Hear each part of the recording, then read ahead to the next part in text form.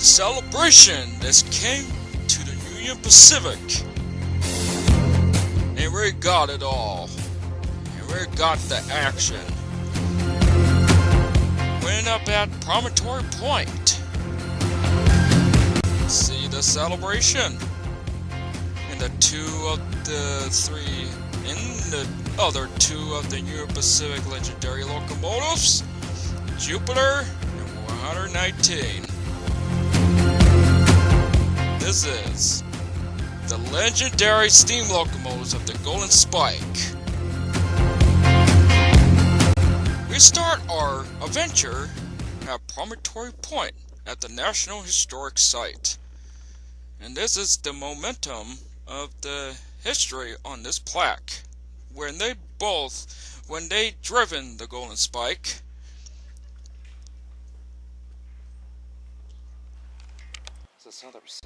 that plaque we saw, this was the original picture back in the past. The icon was restored its full glory. After we checked this out, we went inside the complex where the other historic stuff is at. A lot of volunteers keep this place up in good working order, and especially the two classic steam locomotives they have, and they're still in operational. Except of sorts of things and rumors, except these two locomotives are replicas, built by scratch from the actual real locomotives. And there's a lot of displays in this building, especially the replica of when they driven the Golden Spike. This is a HO scale models.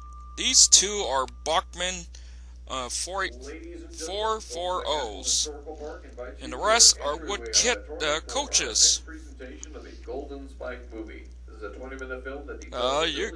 Your modelers probably will like to model these. Look cool, do you think? Well, leak pins can be a dangerous thing when you have to direct the engineer when they have to hook these things up. They can be dangerous and you can lose a finger. And that's why they develop couple knuckles. And it won't have these problems.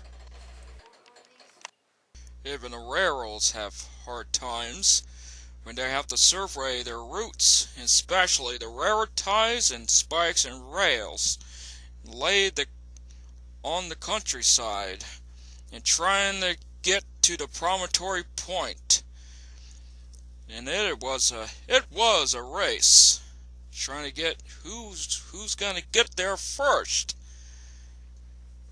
And these what the railroad ties look like during its heyday. We went outside to take a look. The actual tracks was outside of the complex. I think this is a sightings app. This is how the tracks look like when I was showing you inside. These are actually cut ties from trees. And it only used the railroad spikes without the tie plates. And you say you weren't using tie plates during their heyday? No, because they weren't developed around this time period when they were building out this way. Alright, this is the actual tie. What made the history when they driving the Golden Spike. And that's the year of 1869 when two railroads came to face at Promontory Point. You guys want to see the locomotives? Your guys' mouth is gonna drop where we walk in, and there's one of the faces of one of the classic locomotives. Meet Jupiter 60. of the Central Pacific. Nice classic blue color scheme.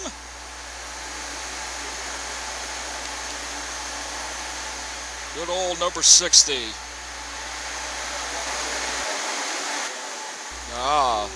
Look at the nice gold-plated brass, all nice and polished on the cylinders.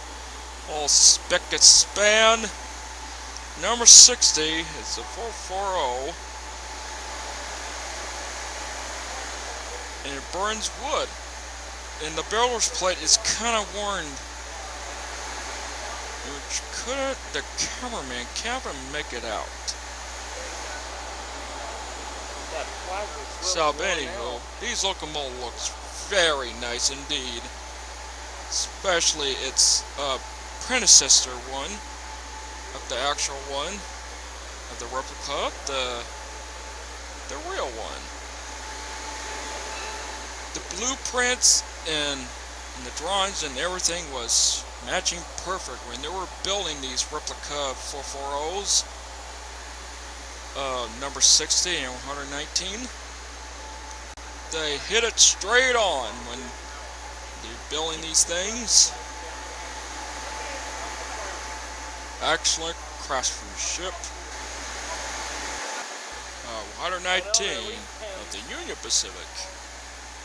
Nice classic red and maroon paint scheme with gold trimming.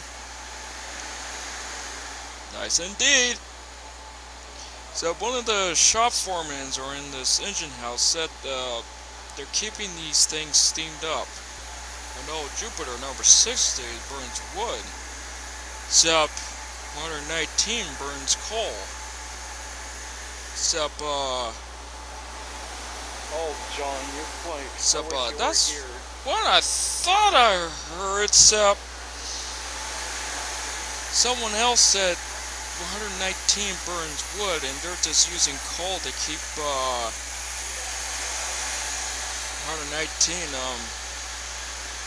full of steam. And he said it was the easier way to get 119 up and going. You guys are itching your heads right now. Except I was thinking the same thing. They're word burners. And they're using coal. And 119. Can you believe that? Okay, you guys are probably just wondering what we're doing down here. This is the actual formal main line of the Union Pacific, when they're making their way to Promontory Point, and they have to tackle so many cuts to get up here. And it's a grade.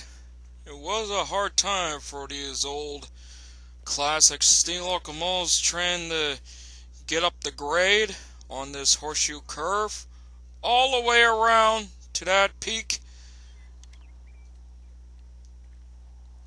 then on their way to the Promontory Point.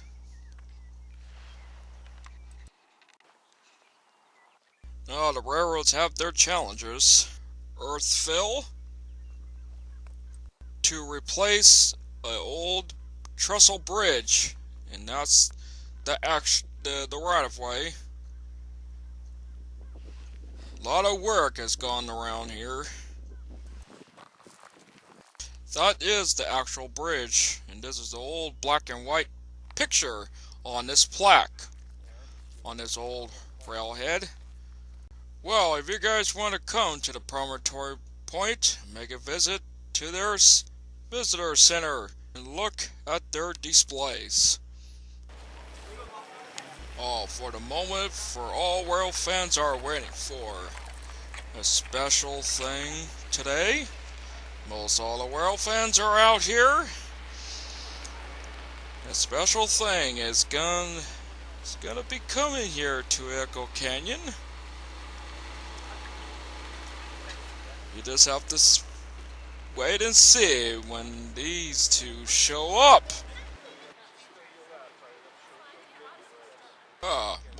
rail fans starting to show up at Echo Canyon. And we got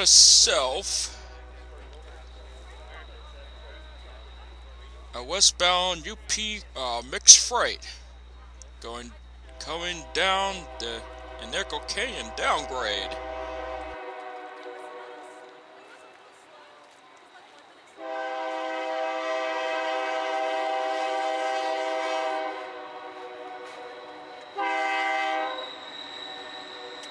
Looks like a -9, 2-9s, and 1 GEVO. On the point of this train, this could have mid-train helpers. Let's have to see.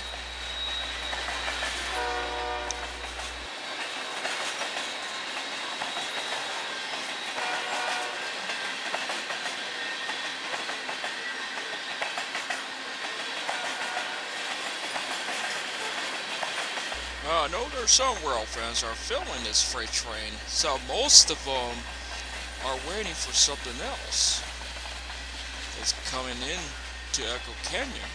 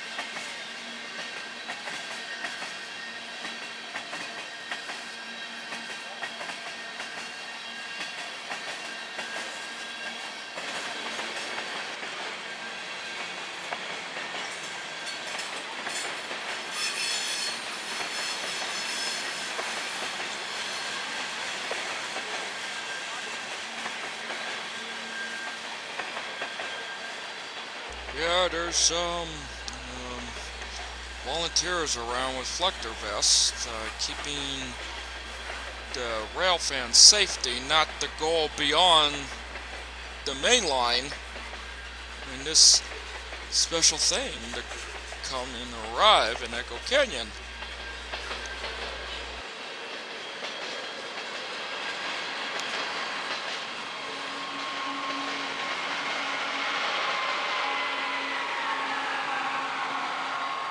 Oh, no mid-train helper, only the back end. Oh, the GEVO. More rail fans just showed, and our cameraman's jumping for joy. Look what's coming around the curve. Do you guys see steam plumes? Just wait till you get a little closer when it shows.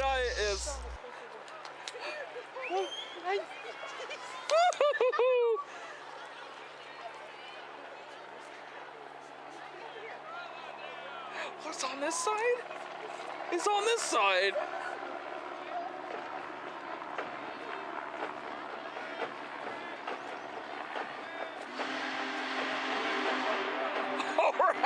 Wow,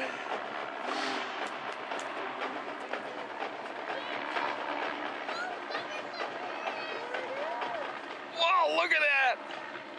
Be prepared for a brief treat.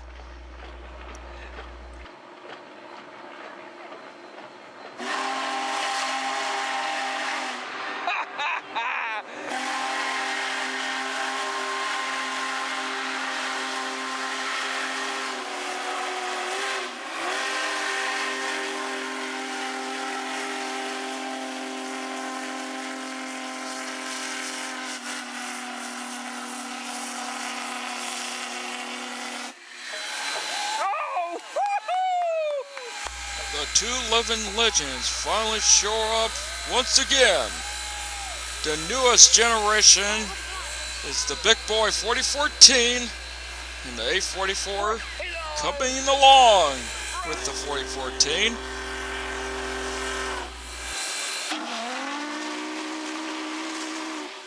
Oh, this is amazing! During 4014's its display in Pomona Fairplex, the 4014 hasn't run since 60 years ago, and I guess it was time for the UP to get this steam locomotive up and going in operation. It took a lot of hard work to get it where it's at right now. It's the biggest locomotive the UP ever did the restoration on, and it's finally operational for the celebration at Ogden, Utah. They're going to commemorate the 150 years anniversary of the Golden Spike. These two just came right on board, came along for this festivities. It's being held at Ogden, Utah.